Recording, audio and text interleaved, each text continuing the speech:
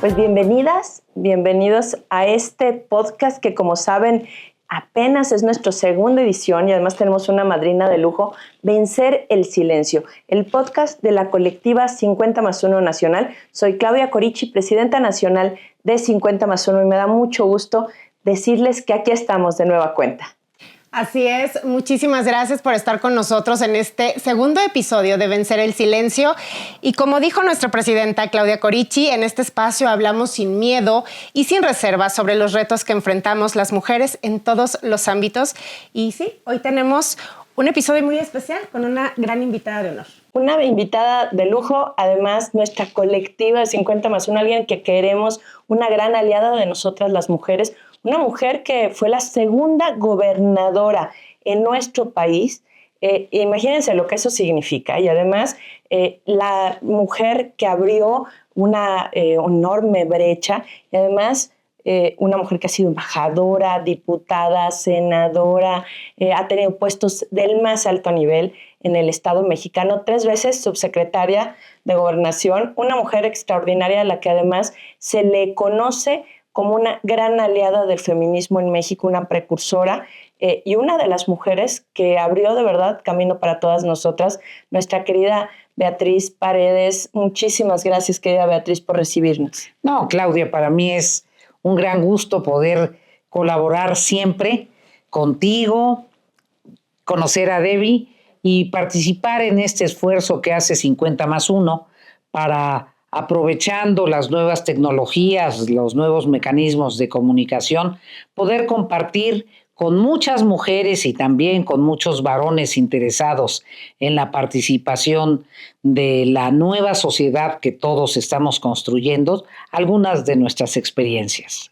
Beatriz, yo quiero comentarte, a ver, llegaste a ser gobernadora a los 32 años, pero yo oí hace muchos años una anécdota de Porfirio Muñoz Ledo, que en paz descanse, que decía que habías impresionado siendo muy joven. Decía era una joven hermosísima, con un cabello largo, creo que decía que con unas trenzas hermosas, y dijo, impresionó al presidente de la República cuando hizo un discurso, cuando el presidente visita a Tlaxcala y hace un discurso y dejó profundamente impresionado de su capacidad política al presidente. ¿Nos puedes contar un poco estas anécdotas? Bueno, será que lo decía el licenciado Muñoz Ledo por el aprecio que siempre nos tuvimos. Yo admiré mucho a Porfirio Muñoz Ledo. Creo que es un hombre que sigue haciendo falta en nuestro país, una inteligencia lúcida, un hombre muy agudo, valiente, valeroso, con una visión de Estado y de transformación del país, del rumbo que debería tomar el país. Es una voz que nos hace falta. Tuve el gusto de conocer al licenciado Muñoz Ledo desde mis primeros pasos. Lo conocí desde que fue secretario del Trabajo, imagínate. Él era un secretario del Trabajo visionario en la etapa en la que el presidente Echeverría fue precisamente el titular del Poder Ejecutivo. A mí me interesaba mucho entonces, y por eso mi relación con la Secretaría del Trabajo, el tema de los jornaleros agrícolas. Siempre ha sido una de mis preocupaciones. Los jornaleros agrícolas son en el mundo de la estratificación social en el medio rural, pues quienes tienen las condiciones más lamentables, más difíciles, y ya estaba yo interesada en conseguir mecanismos de organización de los jornaleros agrícolas. Entonces, por eso conocí al licenciado Muñoz Ledo. Después, en la campaña del licenciado López Portillo, el licenciado Muñoz Ledo fue presidente del PRI, y en yo creo que hubo 2 momentos de mi relación en la campaña con el licenciado López Portillo. Uno, en donde, sin estar yo en el programa, tuve oportunidad de un poco irrumpir, exigir, plantear que me dieran la posibilidad de participar en una reunión que hubo porque se dio la gran reunión de participación de la mujer en Baja California Sur. Uh-huh. Esa reunión la presidió María Lavalle Urbina por parte de las mujeres y Sergio García Ramírez. Fue en Los Cabos, si no me equivoco. Y yo llegué patinándome, pues Los Cabos está hasta el fin del mundo, y más en esa época. En esa época más, sí. Y exigí un poco participar, no estaba contemplada en el programa, pero la combinación de Muñoz Ledo, Sergio García Ramírez, María Lavalle me favoreció, y ahí tuve una participación improvisada que creo que probablemente sorprendió a López Portillo. Y luego en Tlaxcala, López Portillo candidato, en Tlaxcala como el gran mitin del Estado, yo era diputada local por el sector campesino, y en el gran mitin, una concentración masiva, multitudinaria de miles de personas, fuera del estadio Tlahuicole, solo iba a haber una intervención, y las organizaciones del partido convinieron en que fuese yo, y tuve una improvisación muy breve. Me acuerdo sobre todo que lo que me dije a mí misma tiene que ser muy breve, porque son miles de personas. El presidente. El candidato, era el candidato. Llegaron de todos los puntos del estado. Era muy difícil concentrar la atención. Están esperando que hable el candidato. Tenía que ser muy breve y llegar a la sustancia. Y me acuerdo que a los dirigentes del partido les costó trabajo que solo hablara yo, porque era muy joven Y mujer. Y además era el evento más importante de la gira. Y bueno, Beatriz, ni modo, Beatriz. Tenés que impresionarlos. Pues tenía que tratar de representar bien la voz de los tlaxcaltecas. A los tlaxcaltecas les gusta hablar. Sí. Y en general son buenos oradores. Entonces, no es tanto mérito ser buen orador en Tlaxcala, es más bien tu obligación, porque si no eres buen orador, simplemente... Estás perdido. Sí, no. Entonces, recuerdo que utilicé un poema de León Felipe como soporte.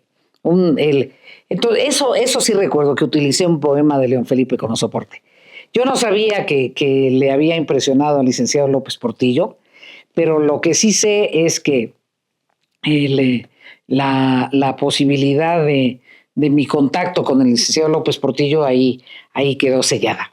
No, fue muy importante, y algo que comentábamos hace unos días sobre Beatriz Paredes es, ¿cómo fue, Beatriz, para ti a los 32 años llegar a mandar, además, un estado, como mi estado también, muy rural, con muchos hombres, con una visión de que los hombres gobernaban, y de pronto llegas y eres la segunda en todo el país que llega a ser la jefa política de un estado completito? ¿Cómo lo viviste? ¿Cómo lo sentiste? ¿Y cómo fueron las resistencias? Bueno, en primer lugar yo quiero agradecerle aquí, dejar testimonio a la mujer que fue la primera gobernadora. Así es. A Griselda Álvarez, porque Griselda Álvarez lo hizo muy bien, y sobre todo lo hizo con gran profesionalismo, y eso nos acreditó a todas las mujeres. Si Griselda Álvarez hubiese sido frívola, si Griselda Álvarez hubiese sido ratera, si Griselda Álvarez no hubiese demostrado que las mujeres teníamos capacidad de gobernar, el juicio no hubiese sido para Griselda. El juicio nos lo hubieran endilgado a todas las mujeres.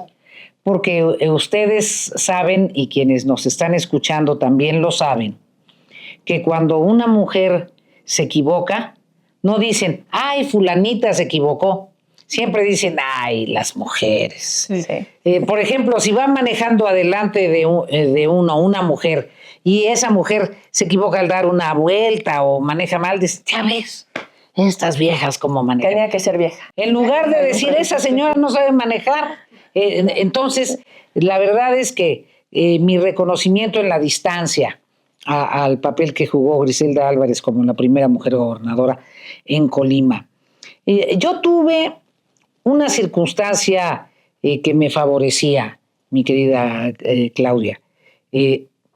Había sido dirigente de la organización más importante en el Estado, que era la Confederación Nacional Campesina, y tenía el respaldo del sector campesino. Eso me daba un hándicap a favor. Y había sido líder del Congreso local, muy joven, y diputada federal por los 2 distritos en los que estaba la representación federal en Tlaxcala. Entonces ya había tenido una representación en todo el estado. Entonces no tenía que acreditar que había presencia, había prestancia. Y había tenido el honor de presidir la Cámara Federal y el Congreso. Entonces, digamos que existía yo con alguna presencia.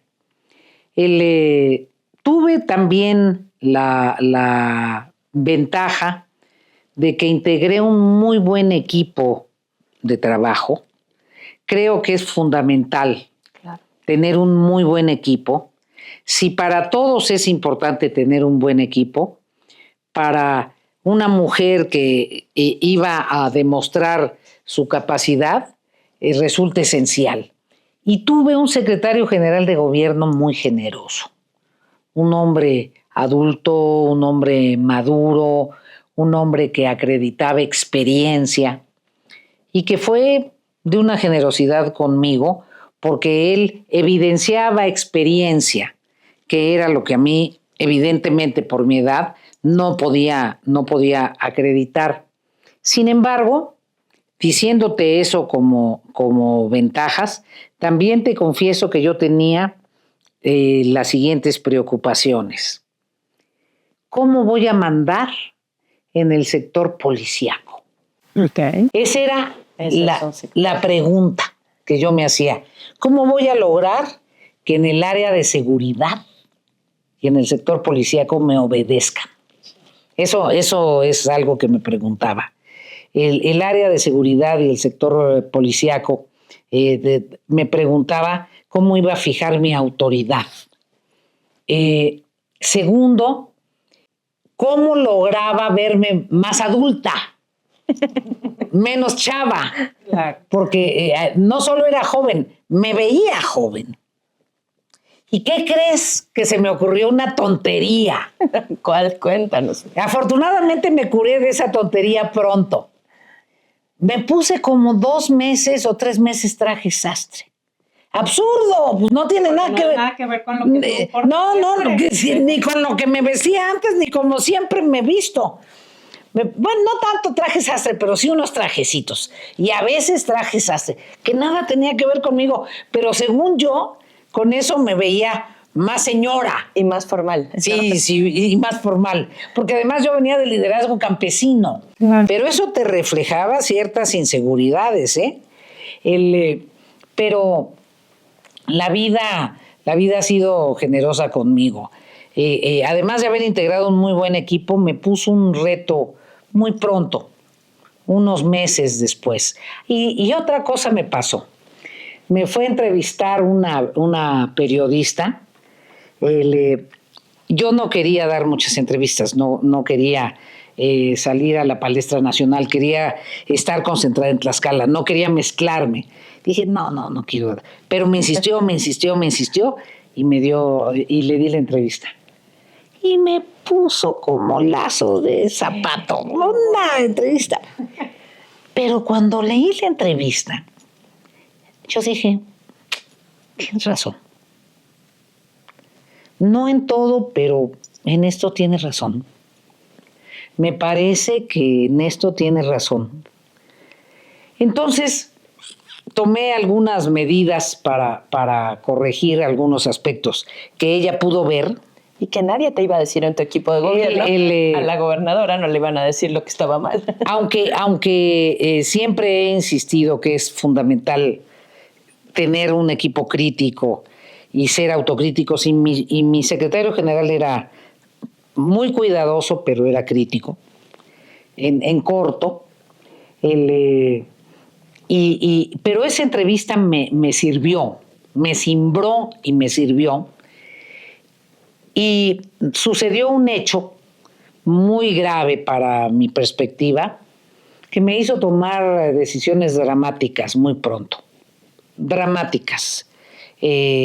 Cambiar a funcionarios clave, cesar a funcionarios clave, inhabilitar a funcionarios clave. Tomé decisiones muy dramáticas y la gente no pudo quedar con ninguna duda, no solo de que tenía autoridad, sino que ante circunstancias muy complicadas tenía yo la mano con la suficiente firmeza como para tomar las decisiones del tamaño que fueran. Totalmente. Totalmente. Y qué importante, porque ahora que mencionas esta parte del trabajo campesino, de este sector, del sindicalismo donde tú fuiste pionera, ¿cómo ves la evolución de la participación de las mujeres en la actualidad, por ejemplo? Mira, yo pienso que en México hemos logrado una gran avance en la parte de la representación política y en el ascenso a espacios de poder. Y ahí Amalia García tiene un lugar bien ganado en la historia de México por su papel en el liderazgo del PRD, cuando se transformaron los estatutos del PRD y cuando avanzamos en las cuotas, y después como gobernadora de Zacatecas, logrando la candidatura en condiciones muy adversas y ganar el voto popular.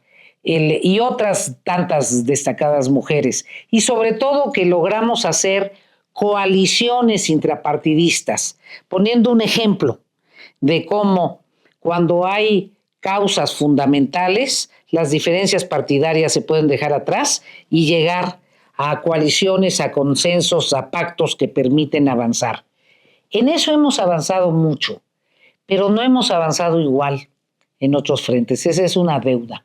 Es una deuda con las mexicanas y es una deuda también que tenemos las mujeres políticas, porque no tiene sentido avanzar en obtener el poder para una o para muchas si eso no transforma la realidad.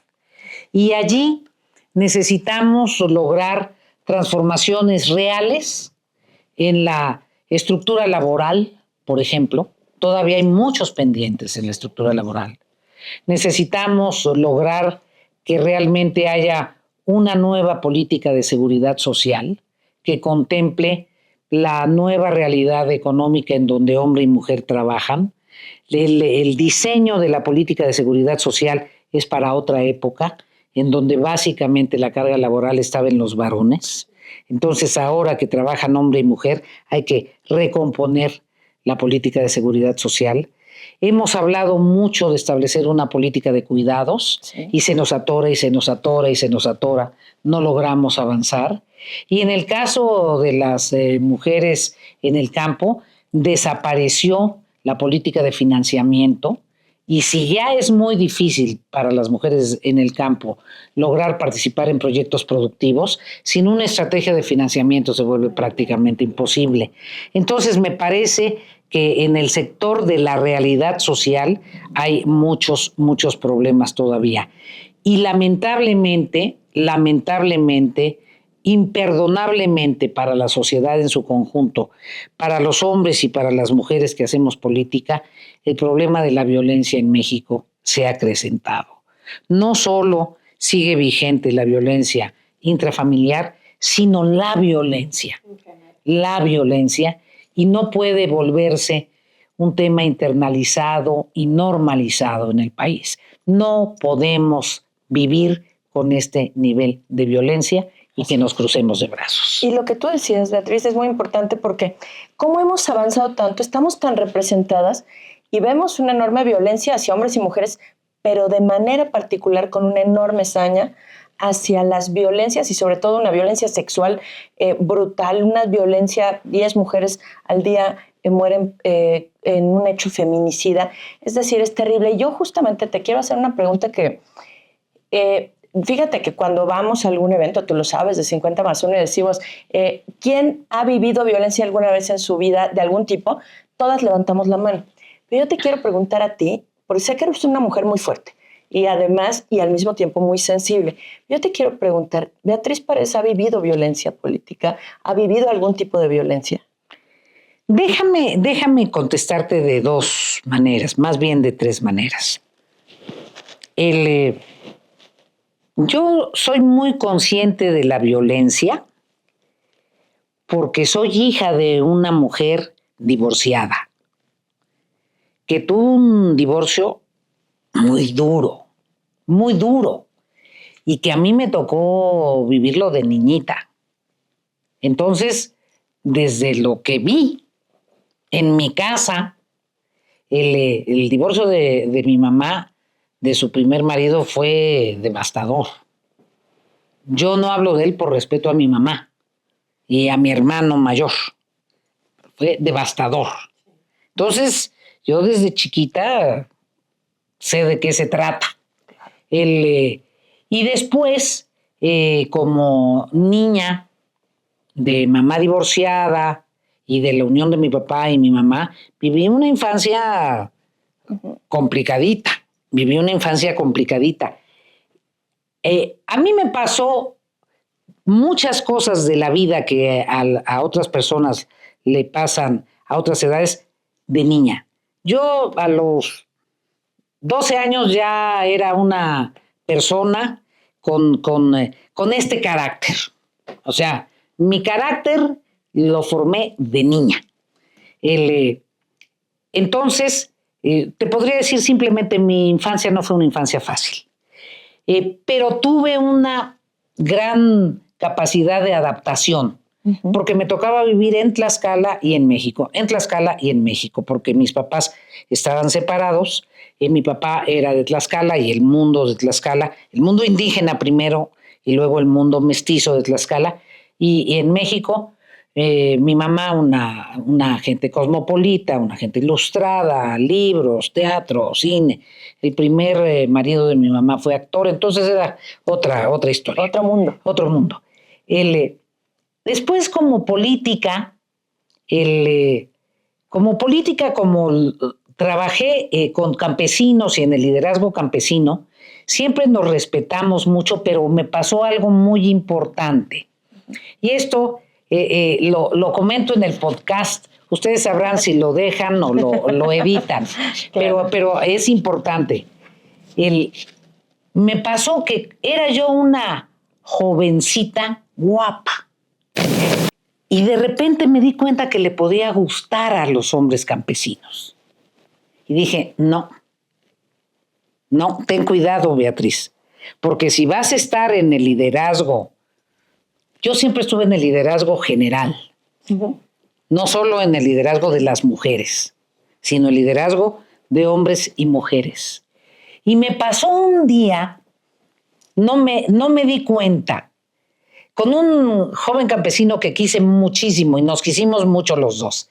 Pero entrando a las oficinas de la liga, yo andaba de jeans y con huipiles cortitos, de manta cortita, y las blusas otomís de Tlaxcala son cortitas y bordadas aquí preciosas.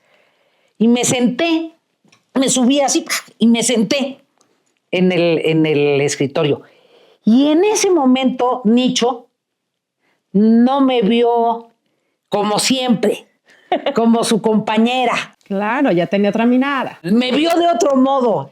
Y yo sentí esa otra mirada. Y dije, híjole, Beatriz, cuídate. Tienes que echarle mucha cabeza.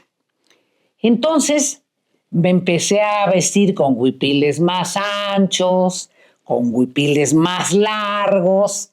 Un poco me desfeminicé. Claro, porque no querías como esta provocación. No, no quería gustarles. Claro, claro. No quería gustarles. Quería ser una líder y no que te vieran por el otro lado. Que no me vieran por el otro lado. Además, pues era yo una chava. Tenía 19 años. Entonces, fue un aprendizaje y ellos siempre fueron muy respetuosos. Debo reconocer. Y al político que alguna vez me hizo alguna insinuación, lo mandé, ya saben por dónde, y etcétera. Pero a todas las mujeres se nos presenta. Sí. O sea, quien diga que no se le presenta un político abusivo, es mentira. Es mentira. Y la violencia que tú decías, Beatriz, y lo comentábamos, Debbie, el otro día, es una violencia así desmedida hacia las niñas. ¿Qué tenemos que hacer? ¿Por qué cambiamos en tantas cosas y por qué sigue la violencia, no solo en México además? ¿Por qué esta violencia tan marcada, tan brutal, tan agraviante hacia las mujeres, Beatriz? Yo pienso que hay muchas explicaciones culturales. En el caso de la sociedad mexicana, incluso tengo una frase, que somos un país de mucha madre y poco padre. Fíjense, todas las muchachitas de embarazo adolescente, la tolerancia que tienen los papás y las mamás con los chamacos, ¿a poco surgen por generación espontánea? Sí, claro. Los chamaquitos. Ni no, hay tolerancia con los muchachos embarazadores. Entonces, me parece que ahí necesitamos hacer un ejercicio autocrítico como sociedad y como cultura sobre la sobreprotección a muchachos abusones. Hay una cultura machista, ¿no?, que genera que sea permisible. Sí, de permisibilidad. Sí. Claro. Hay una cultura de enorme permisibilidad. Como gobernadora hice cosas importantes y las hice con mucho cuidado porque son temas que sacuden la médula de la sociedad y porque tienes que hacerte cargo que en las familias, porque mucha de la violencia contra las niñas es familiar. Sí, totalmente. Tristemente. Parte de los casos de abusos y violencia sexual vienen de un conocido. Sí. Entonces, algo que hice y me ayudaron, y es muy importante, es la gran solidaridad de las maestras y los maestros. Porque de repente me tardé. Hay de cosas que me tardé. Me tardé en poder enfrentar el tema del alcoholismo. Porque también tenemos que reconocer que es uno de los problemas de nuestra sociedad. Sí. Y en el caso de mi región es un problema serio. Entonces dije, ¿cómo le hago para abordar el tema del alcoholismo? ¿Y cómo le hago para abordar el tema del alcoholismo? No solo que lo abordaran los programas preventivos, sino yo, como gobernadora, el discurso. Y luego, ¿cómo le hago para abordar el tema de la violencia en la casa? Y decidí un día, yo daba clases en la preparatoria. Decidí un día de repente en alguna conferencia tocar el tema. Y dije de repente, bueno, y si alguna de ustedes, alumnas y muchachitas, les pasa algo y no sé qué, pueden hacer una denuncia anónima. Porque para las niñitas y para las jovencitas es difícil, sí. Porque luego, ¿qué hacen? Sí, pues se van contra ellas también. Ese es el problema. Sí, totalmente. Beatriz, como decía Debbie, Vencer el Silencio es el nombre de este podcast. ¿Te ha tocado vencer el silencio no solo como mujer, sino como política, como una persona que ha tenido el poder? Pues parte de mi papel en la primera ocasión que fui legisladora federal, fue una gran controversia por una legislación la ley de fomento agropecuario, que me generó un enorme problema con la mayoría de la cual yo formaba parte, porque desde mi perspectiva era una legislación, desde mi perspectiva, no acorde con los intereses del ejido y los ejidatarios. Fue mi primera gran confrontación con la gente de mi partido. Yo siempre he sido una gente en el PRI, muy en la izquierda extrema del PRI, por eso tan amiga de Porfirio Muñoz Ledo y de otros destacados priistas que en algún momento se salieron del PRI, me reclamaron mucho que yo no me saliera. Yo decidí seguir en el PRI, dando mi lucha en el PRI y sobre todo en mi organización, la Confederación Nacional Campesina. En la 51 legislatura esa iniciativa de ley nos costó mucho. Afortunadamente tuve el respaldo de la Confederación Nacional Campesina y levanté la voz, rompí el silencio a nombre de los ejidatarios y finalmente logramos que nos permitieran modificar 3 artículos. Fue un broncón, ya se imaginarán, fue un broncón, pero logramos hacerles unas reformas en lo particular. Fue muy significativa en esa legislatura y al final del debate, fue un debate como de 18 horas, terminó a las 6 de la mañana. Yo cerré el debate, me salí llorando.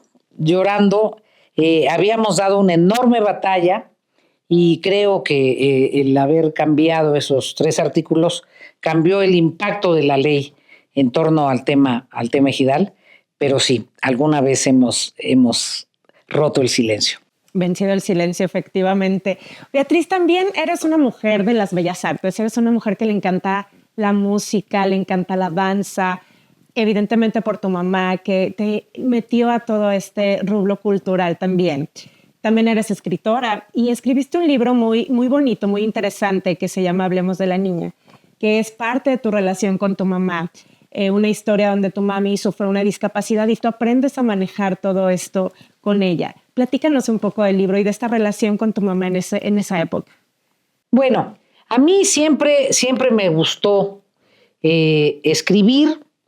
Empecé a escribir también muy, muy chiquilla y me gustó la música. De hecho, yo pensé que iba a estudiar música. Creí que me iba a dedicar a la música. Me fui a inscribir a Jalapa, al conservatorio, para estudiar composición musical clásica. La música es esencial en mi vida. Creo que la música me ha salvado en sentido estricto. Es un refugio, una manera de comunicarme conmigo misma y con los demás. Y la literatura. Soy una gente muy apegada a los libros. Empecé a leer también muy jovencita, de niña. De niña soy una gran lectora. Y ahora espero dedicarme con mayor intensidad y mayor tiempo a escribir y a seguir leyendo. Mi madre sufrió un accidente vascular cerebral muy severo, muy joven, a los 50 años.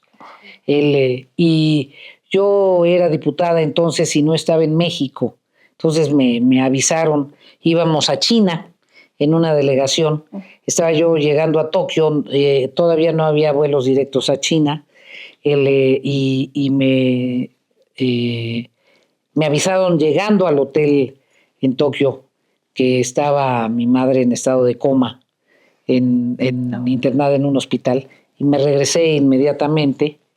Y bueno, conviví con ella, estuvo varios meses como vegetal y después revivió admirablemente porque era extraordinariamente fuerte, muy fuerte, y quedó hemipléjica del lado derecho. Y entonces yo la vi revivir, la vi reaprender, volver a aprender a hablar, reconocernos, porque es desde volver a aprender. Y la verdad es que su ejemplo, su fortaleza y sobre todo darte cuenta de lo que es verdaderamente importante, de lo que es verdaderamente importante, ¿no? Te das cuenta cómo muchos temas son muy relativos y particularmente muchos temas relacionados con el poder. Son verdaderamente menores y tú tienes una confusión. Entonces, puedes percibir cómo poder hacer este movimiento, es la diferencia entre tomar agua por ti mismo a que alguien te tenga que dar agua. Ahí es donde se ve la importancia realmente de la vida, del día a día. De la salud, de lo cotidiano. De lo cotidiano. Hay un libro maravilloso que se llama El Dios de las pequeñas cosas. Te das cuenta de la trascendencia de las pequeñas cosas. Oye, Beatriz, y hablando de esto, ¿qué le diría la Beatriz Paredes de hoy a la niña, a cuando eras niña? ¿Qué le dirías? ¿Cómo te sientes en relación a lo que tú pensabas que ibas a hacer? ¿Y qué le dirías? ¿Cómo te tratarías? Mira, le diría, no dejes de hacer ejercicio. No engordes, Beatriz. Yo era una gran deportista, madre. No sé por qué dejé de hacer ejercicio. La regañaría. Le diría, ponte en orden. No dejes de hacer ejercicio. La danza. No, y es que la política es también una vorágine en la cual... Te absorbe demasiado. Así es te absorbe totalmente. Beatriz, un poco en esto, ¿a quién admira Beatriz Paredes? Admiro a mucha gente sencilla. Le tengo enorme admiración a la gente, admiro mucho a los mexicanos comunes y corrientes. Admiro a aquellos mexicanos que se paran a las 3 de la mañana, recorren 2 horas para ir a su trabajo, trabajan, ahorran para mandar a sus hijitos a la escuela, se esmeran, ahorran para cambiarles sus uniformes, van orgullosísimos el día que se reciben. Las recepciones en las escuelas, cómo les compran sus trajecitos. Eso me emociona. Admiro mucho a la gente del pueblo que se esmera y que trabaja y que trabaja y que trabaja. Y que se ilusiona, sobre todo para el desarrollo de sus hijos. Admiro sobre todo a ellos. Admiré mucho a Jorge Carpizo. Aprendí mucho con Jorge Carpizo. Me pareció una inteligencia lúcida, original, muy, muy notable persona. Admiré a doña María Lavalle, muy, muy generosa. Muy generosa.